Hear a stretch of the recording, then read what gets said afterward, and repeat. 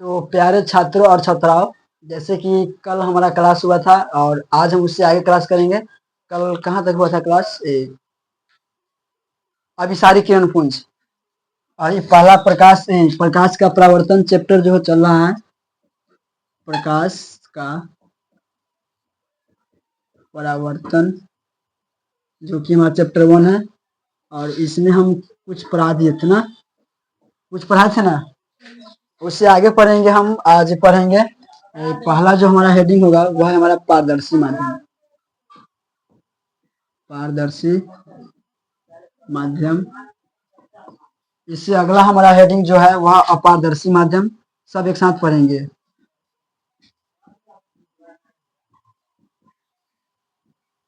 फिर हम पढ़ेंगे पारभासी माध्यम।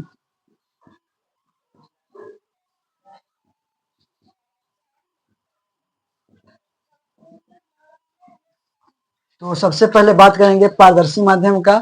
पारदर्शी माध्यम है क्या, तो समझते हैं पारदर्शी माध्यम क्या है। अगर किसी वस्तु से अगर हम प्रकाश को गुजारते हैं और यदि प्रकाश उससे क्या हो जाए, पार हो जाए, अगर उस वस्तु को पार कर जाएगा तो उसे हम लोग क्या बोलेंगे? बोलो बोलो। पारदर्शी माध्यम। मान के चलिए, जैसे मान के चलिए हम वस्तु हाथ में लिए, अगर यहाँ से अगर हम टॉर्च मारे, अगर प्रकाश इधर निकल जाएगा, पार कर जाएगा इस वस्तु को, उसको क्या बोलेंगे? पारदर्शी माध्यम। जैसे में आपका क्या हो सकता है, मान के चलो हम लिख देते हैं यहाँ पर, यदि यदि किसी वस्तु को प्रकाश क्या कर जाएगा? बोलो। पार कर जाता है, उसे हम लोग क्या बोलेंगे? पारदर्शी माध्यम। जैसे में आपका मान के चलिए क्या है, जैसे में आपका हवा, जैसे में आपका कांच हो गया, या जैसे में आपका पानी हो गया। समझाते हैं सबको। जैसे में अगर यहाँ पर हम लोग उपस्थित हैं तो यहाँ पर माध्यम क्या? हवा है ना। तो क्या अभी हवा में प्रकाश नहीं चल रहा है? अगर हम आपको देख पा रहे हैं, आप हमें देख पा रहे हैं, तभी प्रकाश चल रहा है ना। इसका मतलब हवा में प्रकाश क्या हो रहा है? चल रहा है। जैसे में आप कांच ले, जैसे शीशा में देखिएगा कि अगर एक शीशा लीजिए और इधर से टॉर्च मारिएगा, प्रकाश पड़ेगा, जो प्रकाश जो है वो इधर क्या हो जाता है? शीशा से निकल जाता है, बाहर निकल जाता है। तो वो क्या हो गया? पारदर्शी माध्यम। पानी एक बाल्टी में पानी रखिए और उसमें देखिए अगर प्रकाश बारते हैं तो नीचे का वस्तु दिखाई देता है कि नहीं? देता है ना। तो वो हमारा कौन सा माध्यम हुआ? पारदर्शी माध्यम। तो पारदर्शी माध्यम क्या है?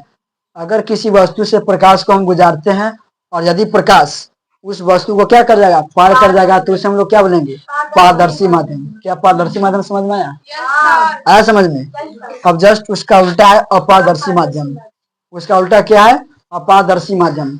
अपारदर्शी माध्यम क्या है? तो अगर हम किसी वस्तु से प्रकाश को गुजारते हैं और यदि प्रकाश उस वस्तु को पार नहीं कर पाएगा तो उसे क्या बोलेंगे? बोलो।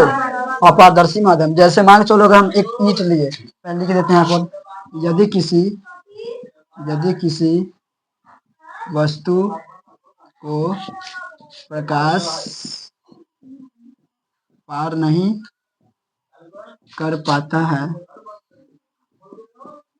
है, यदि किसी वस्तु को प्रकाश नहीं पार कर पाएगा तो उसको क्या बोलेंगे? अपारदर्शी माध्यम। नामे में क्या है? अ लिखा हुआ। अ मतलब नहीं, और पारदर्शी मतलब पार नहीं पार करेगा। अगर किसी वस्तु से हम प्रकाश को गुजारते हैं तो क्या करेगा? पार नहीं करेगा, उसी क्या बोलेंगे हम? अपारदर्शी माध्यम। जैसे में आपका मान लीजिए ईंट, क्या हो जाएगा? ईंट हो जाएगा, पत्थर हो जाएगा, और इसके अलावा जो है आपका जैसे में कुर्सी ले लीजिए, कुछ भी ले लीजिए जिससे प्रकाश क्या है? पार नहीं कर पाता है। जैसे मान लीजिए अगर हम कोई ईंट लिए और अगर ईंट से अगर हम प्रकाश गुजारेंगे तो क्या ईंट से प्रकाश निकल जाएगा? तो इसको क्या बोलेंगे? अपारदर्शी माध्यम। जैसे अगर पत्थर हो गया, पत्थर से क्या प्रकाश पार हो जाता है? नहीं, तो उसको क्या बोलेंगे? अपारदर्शी माध्यम। और कुर्सी से अगर हम प्रकाश को गुजारते हैं तो क्या प्रकाश निकल जाएगा? नहीं ना निकलेगा। तो इसी को हम कौन माध्यम बोलेंगे? अपारदर्शी माध्यम। अ का मतलब है हुआ नहीं पार करेगा, अ मतलब नहीं, अ मतलब नहीं। अब क्या ये दोनों समझ में आया? पारदर्शी बताओ, अगर किसी वस्तु से प्रकाश क्या हो जाएगा? पार कर जाएगा तो उसको कौन माध्यम? पारदर्शी माध्यम। अगर नहीं करेगा तो अपारदर्शी माध्यम। अब बात समझो, लास्ट हमारा परभासी माध्यम। परभासी माध्यम है क्या? तो अगर किसी वस्तु से हम प्रकाश को गुजारते हैं और यदि प्रकाश पूरा ना निकलकर थोड़ा थोड़ा उससे क्या हो? पार हो। जैसे अगर किसी वस्तु से हम प्रकाश को गुजारते हैं, यदि किसी वस्तु यदि यदि किसी वस्तु को प्रकाश थोड़ा थोड़ा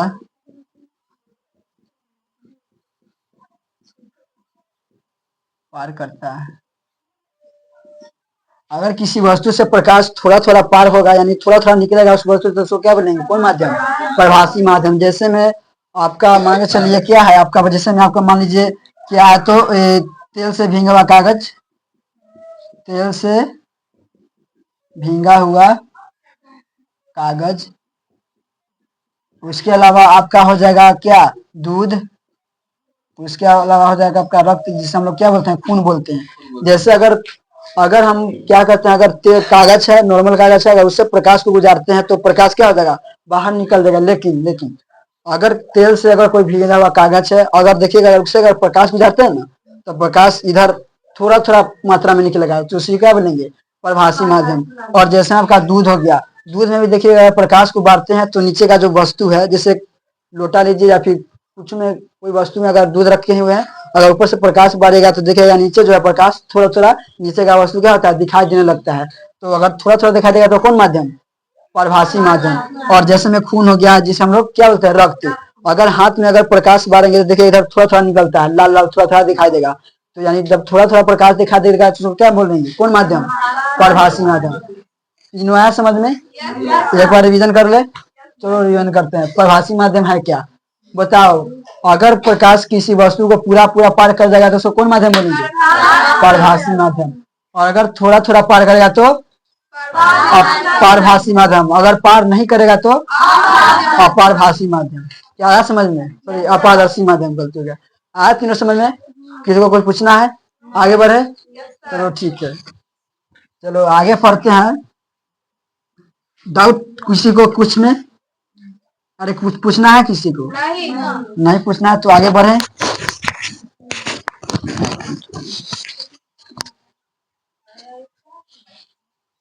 चलो अब जो हम लोग पढ़ेंगे वह उससे जो है परीक्षा में 2 नंबर आता है। कितना नंबर? 2 नंबर।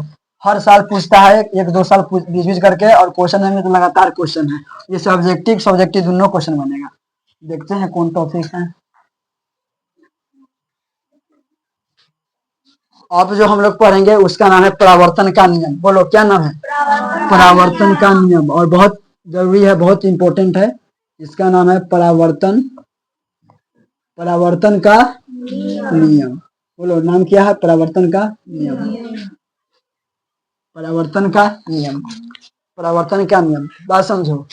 परावर्तन का नियम टॉपिक पहले समझो है क्या। तो अगर प्रकाश जो है हमारा, प्रकाश हमने प्रकाश पढ़ाया था, पढ़ाया ना प्रकाश। अगर प्रकाश को हम किसी वस्तु पर बांटते हैं या किसी वस्तु पर क्या करते हैं? गुजारते हैं, तो क्या होगा? प्रकाश किसी वस्तु पर क्या होगा? टकरा कर फिर वापस आया कि नहीं? जैसे मान के चलिए अगर हम आईना ले लिए या फिर कोई वस्तु ले लिया, अगर उस पर हम लाइट मारेंगे, टॉर्च मारेंगे, तो हमारा प्रकाश क्या होगा? वापस टकरा कर आएगा कि नहीं? तो उसी को क्या बोलेंगे? परावर्तन का नियम। प्रकाश किसी सतह पर पड़कर, अगर प्रकाश किसी सतह पर पड़ रहा है और पढ़कर जिस नियम का पालन करते हुए वह क्या होगा? वापस टकरा जाएगा, उसी नियम को क्या बोलेंगे? परावर्तन का नियम। परावर्तन का मतलब क्या हुआ? टकराना। परावर्तन का मतलब टकराना। तो प्रकाश अगर किसी वस्तु पर टकरा कर जिसका पालन करते हुए, जिस नियम का पालन करते हुए क्या होगा? वापस लौट जाएगा, उसी नियम को परावर्तन का नियम बोलेंगे। अब ध्यान दो, हम बनाते हैं पेंटिंग परावर्तन के नियम से। अब यहीं से हम लोग सब कुछ पढ़ेंगे। सबसे पहले हम एक बनाते हैं कांच। बोलो क्या बनाएंगे?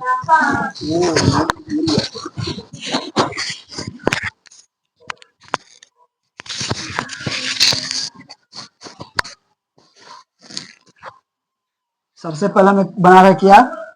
कांच। बोलो ये क्या है? कांच। कांच यानी हम एक दर्पण बना रहे हैं, शीशा बना रहे हैं, ठीक है। और दर्पण को एक तरफ से क्या किया रहता है? बोलो पेंट किया रहता है ना। हम इसको क्या कर दिए? बोलो इसको हम एक तरफ से क्या कर दिए? पेंट कर दिए। ये हमारा क्या है? ये हमारा एक दर्पण है, शीशा है, आईना है। हम इसको एक तरफ से पीछे से क्या कर दिए? पेंट कर दिए हैं। अब बात समझो, ये हमारा क्या हो गया? ये हमारा हो गया दर्पण। बोलो क्या है? दर्पण। और इस दर्पण का जो ऊपरी भाग है, ये आपको दिखाई दे रहा है, ये वाला, ये आपको ऊपर का भाग दिखाई दे रहा है, चिकना हुआ है ना, प्लेन। इस भाग को बोलते हैं हम लोग परावर्तक सतह। बोलो क्या बोलेंगे? परावर्तक सतह। परावर्तक सतह होता क्या है? तो जिस तरफ से हम अपना चेहरा देखेंगे या जिस तरफ पर प्रकाश पड़कर वापस लौटेगा उसी सतह को कौन बोलेंगे? परावर्तक सतह। बताओ, अगर हम इस पर शीशा पर प्रकाश मारेंगे तो प्रकाश लौटेगा कि नहीं टकरा कर? तो जिस सतह पर प्रकाश टकराएगा उस सतह को क्या बोलेंगे? परावर्तक सतह। परावर्तक बोला हम बोले क्या? टकराना। तो जिस पर प्रकाश टकराएगा उसी सतह को क्या बोलेंगे? परावर्तक सतह। ये इतना समझ में आया? सबसे पहले हमें कांच लिए और इसको क्या कर दिए? एक तरफ से पेंट कर दिए। क्यों पेंट किए? ताकि अगर हम इस पर प्रकाश मारेंगे तो प्रकाश क्या हो? रिफ्लेक्स हो, यानी रिफ्लेक्ट यानी टकराए, नीचे की ओर ना आए। क्लियर? अब सबसे पहले क्या करते हैं, यहाँ समझो। एक प्रकाश को क्या करते हैं? गुजारते हैं। क्या करेंगे बोलो? प्रकाश को, एक प्रकाश को यहाँ पर क्या कर रहे हैं? गुजारे। प्रकाश को क्या किए? गुजारे। ये जो प्रकाश है वो कहीं ना कहीं से कहा क्या हो रहा है? आ रहा है। बोलो, ये प्रकाश आ रहा है कि जा रहा है? इसको आ रहा है। ये तीर दर्शाता क्या है? कि प्रकाश आ रहा है। ये तीर क्या दर्शा रहा है? आ रहा है कि जा रहा है? प्रकाश आ रहा है। तो जो प्रकाश अगर कहीं से आएगा इस प्रकाश को बोलेंगे आपतित किरण। क्या बोलेंगे? आपतित किरण। बोलो क्या बोलेंगे? आपतित किरण। अगर प्रकाश कहीं से आएगा तो उस प्रकाश को क्या बोलेंगे? आपतित किरण बोलेंगे। अब बताओ, प्रकाश किस पर पड़ा? दर्पण पर। दर्पण पर यानी आईना पर पड़ा, शीशा पर। तो हम लोग बचपन में क्या किए होंगे, अभी भी करते हैं कि आईना लिए और सूरज के सामने रखते हैं और सबके आंख पर क्या करते हैं? चमकाते हैं। होता क्या है कि जितना प्रकाश उस पर पड़ा, शीशा पर, आईना पर, फिर वापस क्या होता है? टकरा जाता है। तभी हम किसी के आंख पर क्या करते हैं? चमकाते हैं। उसी प्रकार प्रकाश आया, अब आया तो प्रकाश टकराएगा, टकरा कर वापस जाएगा कि नहीं? क्यों जाएगा? क्योंकि हम इसको एक तरह से क्या कर दिए हैं? पेंट कर दिए हैं। और ये जो पेंट किया हुआ है यह होता है चांदी का किया हुआ। किसका? चांदी का। ये जो ये हम बताते हैं, ये पेंट किसका किया हुआ है? चांदी का। कौन सा कलर से? चांदी कलर से। किससे? चांदी कलर से। क्यों? क्योंकि ये जो दर्पण है उसका परत क्या हो? खराब ना हो। क्या हो? खराब ना हो। यहाँ तक ये समझ में आया? अब प्रकाश आया तो क्या होगा? रिफ्लेक्ट होगा, जाएगा कि नहीं? और फिर वापस जैसे आया वैसे क्या होगा? टकरा कर वापस चला जाएगा। ये तीर क्या दर्शाया? तीर जो दर्शाया इसका मतलब क्या है? कि तीर प्रकाश आया और फिर दर्पण से टकराकर वापस क्या हुआ? चला गया। तो जाने वाले प्रकाश को बोलेंगे परावर्तित किरण। परावर्तित। बोलो कौन किरण बोलेंगे? परावर्तित किरण। आने वाले प्रकाश को कौन किरण? आपतित किरण। और ये क्या है? कौन सतह है? परावर्तक सतह है। तो प्रकाश आएगा तो सतह से टकराया कि नहीं? तो परावर्तक सतह से टकरा कर वापस जाने वाली किरण को कौन किरण? परावर्तित किरण। बोलो क्या है? कौन सतह है? परावर्तक सतह है। तो परावर्तक सतह पर पड़कर जो वापस गया किरण उसको कौन किरण बोलेंगे? परावर्तित किरण।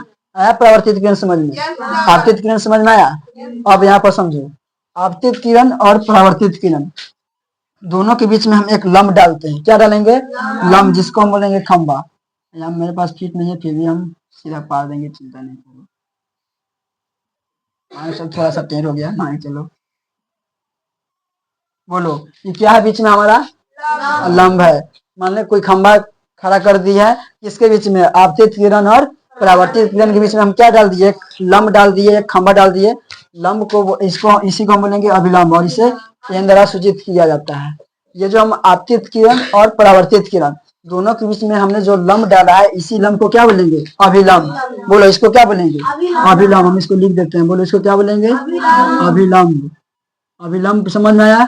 अभिलंब को कौन सा अक्षर द्वारा सूचित किया जाता है? कैपिटल एन द्वारा। आपतित किरण और परावर्तित किरण के बीच में बने लंब को क्या बोलेंगे? अभिलंब। अब बात समझो, अब होता क्या है? यहाँ देखिए, प्रकाश आया, फिर दर्पण से टकराकर क्या हुआ? वापस चला गया। फिर दोनों के बीच में हमने क्या डाला? एक लंब डाला। अब देखिए, आपतित किरण और परावर्तित किरण और ये क्या हमारा है? अभिलंब है। तीनों क्या है? देखिए तीनों एक ही बिंदु पर है ना? अरे तीन एक ही बिंदु पर है ना? इस बिंदु को हम बोलेंगे आपतन बिंदु। बोलो क्या बोलेंगे? आपतन बिंदु। क्या बोलेंगे? आपतन बिंदु। और इस आपतन बिंदु को ओ द्वारा सूचित किया जाता है। किसके द्वारा? ओ द्वारा। आपतित किरण, परावर्तित किरण और अभिलंब तीनों एक तल में है ना? एक ही बिंदु पर मिला हुआ है। तो इस बिंदु को क्या बोलेंगे? आपतन बिंदु। और आपतन बिंदु को कौन अक्षर द्वारा? कैपिटल ओ द्वारा सूचित किया जाता है। अब यहाँ पर समझो, यहाँ तक कोई दिक्कत? किसी को कोई दिक्कत? अब यहाँ देखो ये कौन किरण है? आने वाला किरण आपतित किरण और ये हमारा क्या है? अभिलंब। तो आपतित किरण और अभिलंब के बीच में क्या बनेगा? एक एंगल बनेगा, कोण बनेगा। इस कोण को हम बोलेंगे आपतन कोण। बोलो क्या बोलेंगे? आपतन कोण। बोलो इसको हम क्या बोलेंगे? आपतन कोण।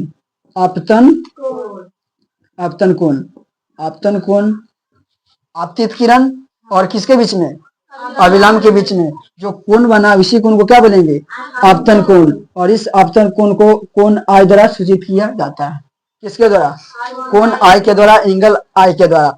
बोलो आपतन कोण क्या है, ये कौन किरण है, आपतित किरण, और ये अभिलंब। तो आपतित किरण और अभिलंब के बीच में जो कोण बनता है उसी कोण को क्या बोलेंगे, आपतन कोण। और इसको क्या द्वारा सूचित किया जाएगा, एंगल आई के द्वारा, किसके द्वारा, एंगल आई के द्वारा। अब सेम बात इधर देख लो, अभी कौन किरण है, परावर्तित किरण और ये अभिलंब। तो परावर्तित किरण और फिर अभिलंब के बीच में जो कोण बनेगा, एंगल बनेगा, उसको हम लोग बोलेंगे परावर्तन कोण। क्या बोलेंगे, परावर्तन कोण, क्या बोलेंगे, परावर्तन कोण। और इस परावर्तन कोण को एंगल आर के द्वारा सूचित किया जाता है, किसके द्वारा, एंगल आर के द्वारा, किसके द्वारा, एंगल आर के द्वारा। क्या इतना ये समझ में आया पूरा, ये सब रिवीजन करें एक बार। सबसे पहले बात करेंगे हम लोग किसका, आपतन कोण, आपतन किरण का, सॉरी आपतित किरण का। इसका बात करेंगे आपतित किरण का। तो आपतित किरण क्या है, देखो कहीं से अगर प्रकाश आया तो आने वाले प्रकाश को कौन सा किरण बोलेंगे, आपतित किरण। यानी प्रकाश स्रोत से जो प्रकाश आएगा उसको कौन किरण बोलेंगे, आपतित किरण। अब प्रकाश आया तो फिर दर्पण से टकराएगा कि नहीं, क्योंकि हमारा क्या है, शीशा है। तो शीशा पर जितना प्रकाश अगर हम बांटते हैं फिर वापस रिफ्लेक्ट होकर क्या आ जाएगा, वह टकरा जाएगा। तो जितना प्रकाश आया तो आने वाले प्रकाश को आपतित किरण। अभी ये क्या कौन सा सतह है हमारा, परावर्तक सतह है। जिधर से प्रकाश का परावर्तन होगा जिस सतह से, उसको परावर्तक सतह बोलते हैं। लेकिन प्रकाश जिस सतह पर पड़कर क्या हुआ, वापस चला गया टकरा कर, उस किरण को क्या बोलेंगे, परावर्तित किरण। यानी परावर्तक, यह कौन सतह है, परावर्तक सतह। तो परावर्तक सतह से टकराकर जो वापस प्रकाश गया उस प्रकाश को कौन किरण बोलेंगे, परावर्तित किरण। कौन सा किरण, परावर्तित किरण।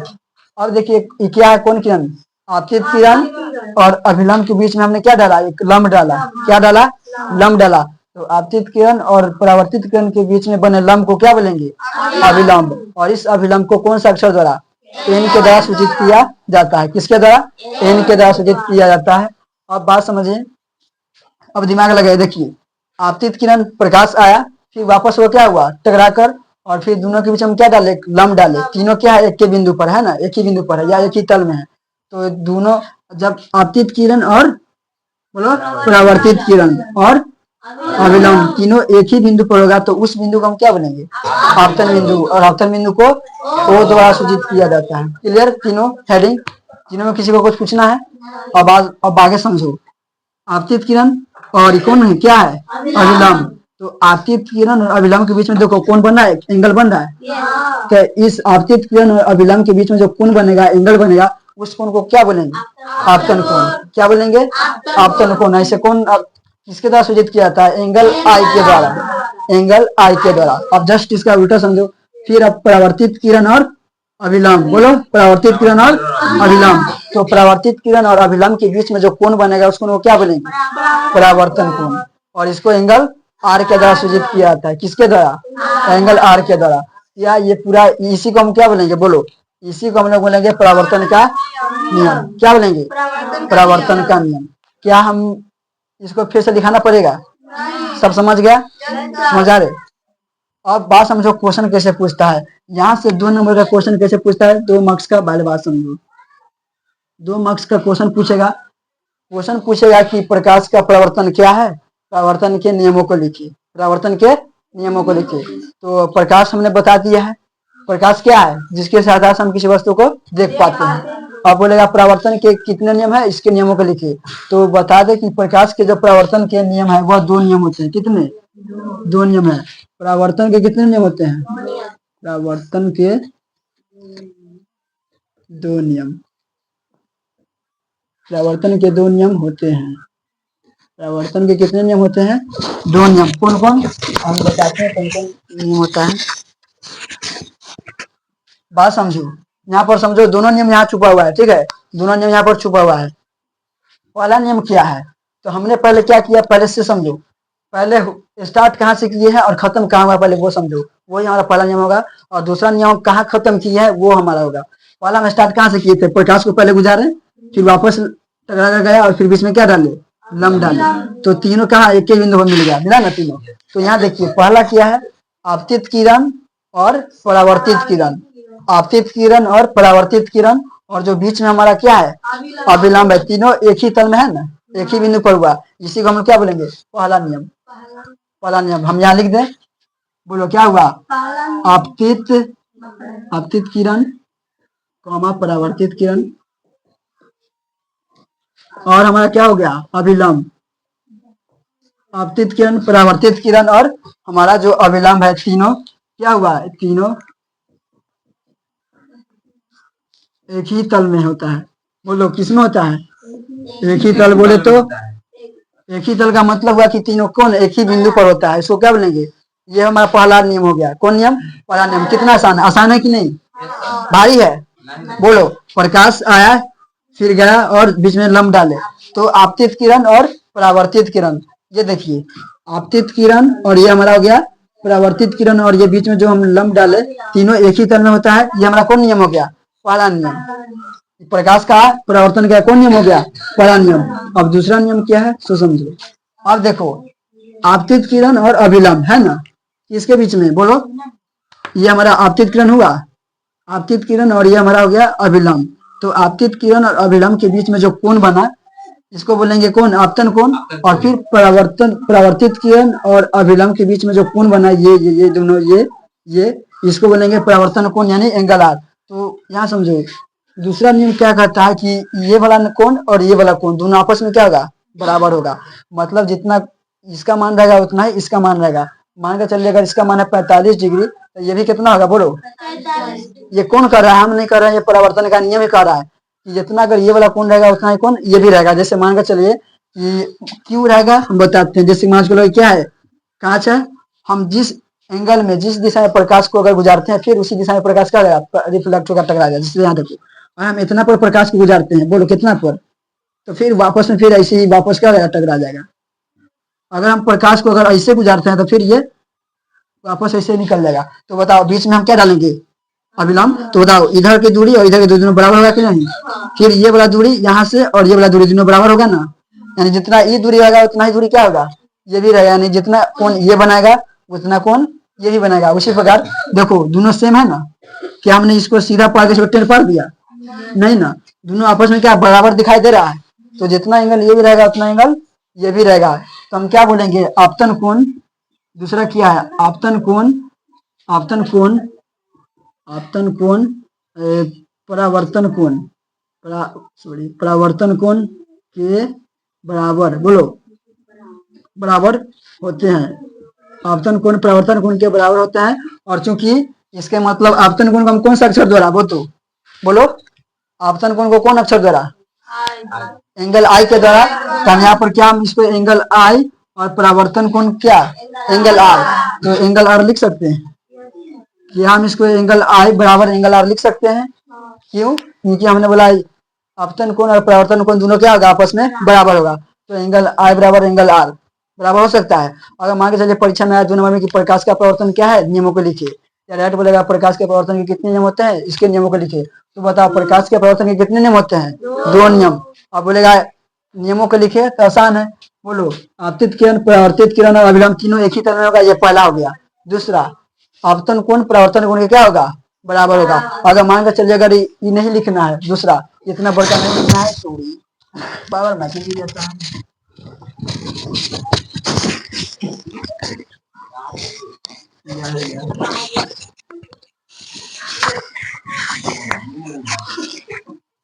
नहीं करो। यहाँ देखो अगर मान चलो परीक्षा में याद नहीं है नहीं लिखना है तो क्या लिखेंगे बोलो, ये वाला हम क्या लिखेंगे ये वाला एंगल आई बराबर एंगल आर। इसका भी मतलब क्या हुआ कि ये एंगल आई एंगल आर मतलब हुआ कि आपतन कोण बराबर परावर्तन कोण। 2 नंबर हाथ में क्लियर। यहाँ तक समझ में आ गया सबको, यहाँ तक समझ में आ गया।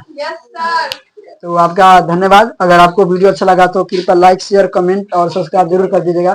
धन्यवाद, बंद कर दीजिए।